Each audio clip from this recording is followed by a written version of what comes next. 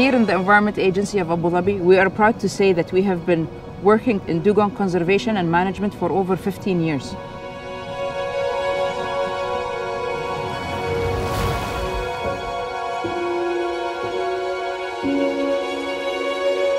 This has helped us build a capacity locally of dugong experts and marine mammals in general. Part of our role as the Environment Agency is to ensure that every animal is well taken care of. We're also custodians of this wildlife here in Abu Dhabi.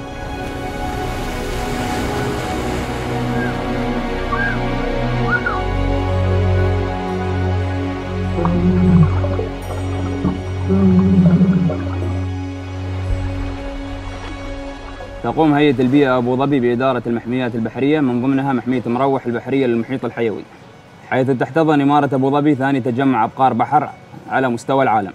من ضمن جهودنا كمراقبين إنقاذ الحيوانات البحرية العالقة في شباك الصيد المهملة وإطلاق سراحها للعودة للحياة البحرية.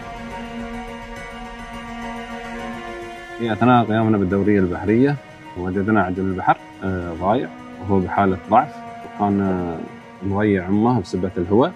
لم نجد أبقار البحر في مكان وجود العجل، وقمنا بمتابعة حالته إلى وصول فريق مختص من هيئة أبو ظبي للبيئة. Once we got the news that an orphan dugong was found, we mobilized the team from our headquarters, specialized in dugong and marine mammals, alongside our partners in CMS to assess the situation and the plan to rescue this dugong. The orphan dugong was named by His Highness Sheikh Hamdan, the ruler representative in the Dhafra region, and the chairman of the Environment Agency, who decided to give the dugong the name Malqout. Malqout roughly translates to the lost orphan that has been found. At the site, we assessed Malqout and discovered that he suffers from malnutrition and very severe dehydration. CMS Dugong MOU was consulted on the physical conditions of Malqout Dugong Rescue and provided advice on the available options for rescuing a life-stranded dugong calf, but also provided accessibility to technical network and partners and the know-how of rearing an orphan dugong. Looking at the situation, alongside CMS, we put a plan to rescue and rehabilitate Malqout throughout the next few years. We split our team into two groups, an A team and a B team. The A team was the transporting team and the B team was the receiving team. We decided that we'll have two divers go into the water, free diving. We dived around 3 meters deep. Once we had Malqout, we came to the surface. There was zero resistance from Malqout, indicating that he was in a critical condition and needed intensive care, hydration, amongst other approaches to ensure his well-being. We then placed him onto a stretcher, which allowed us to safely remove him from the water onto the jetty to which Malqout was attached to. The team on the boat had done a medical evaluation on Malqout, and it was decided that time was of the essence and we needed to get Malqout back to Abu Dhabi ASAP. When Malqout was taken out of the lagoon water, he was certainly very, very weak, very dehydrated, very emaciated. But all his physical parameters were assessed at the time, and he appeared still strong enough to handle the transport and the relocation.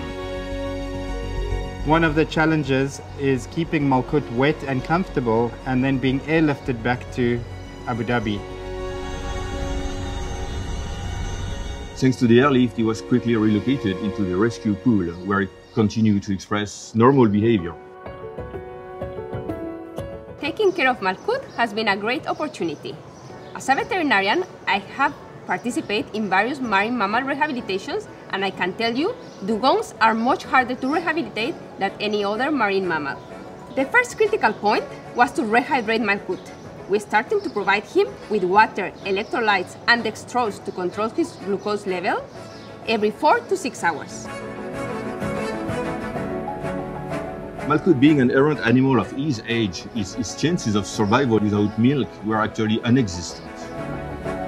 One of the biggest medical challenges with Malqout was for him to adjust to the new milk formula.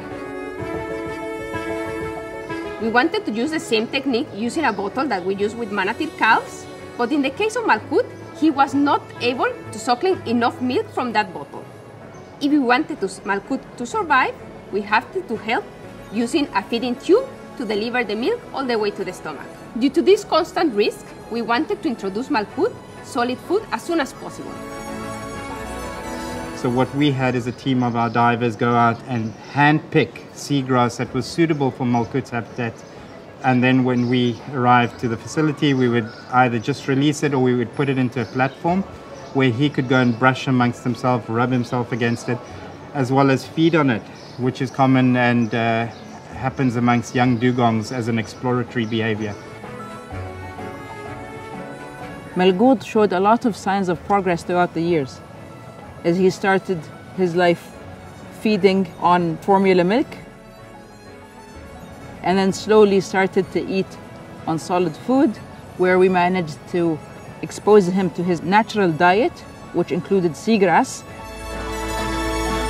Marine mammal trainers like me are important for Malquot's rehabilitation. We have spent a lot of time in the water, did extensive record keeping, and our observation helped develop the current plan for Malquot's development. Dugongs are not common animals in human care. In fact, there are two other dugongs that located, one in Japan and one in Australia. Malquot is the third one successfully hand-reared and raised. Being part of this amazing journey and part of Malquot's recovery was an amazing experience, and so heartwarming to see him grow from that few months old orphan who was suffering from dehydration and starvation into a 4-year-old dugong. The day Malquot was rescued, his weight was only 23 kilos and his length about 117 centimeters, indicating that he was only a newborn baby. But today we are proud to say that his length has reached 180 centimeters and his weight 79 kilos. It is important to note that despite the necessary care he has received, Malquot cannot survive a release back into the wild and would require human care in simulated environment to support his long-term survival. Malquot is such a rare case. Only a handful of dugongs were rescued in the world, and even less managed to survive this far. Today, Malquot is 4 years old. We have successfully rehabilitated him. Malquot's journey doesn't stop here. We continue monitoring his situation, and we continue reassessing his health.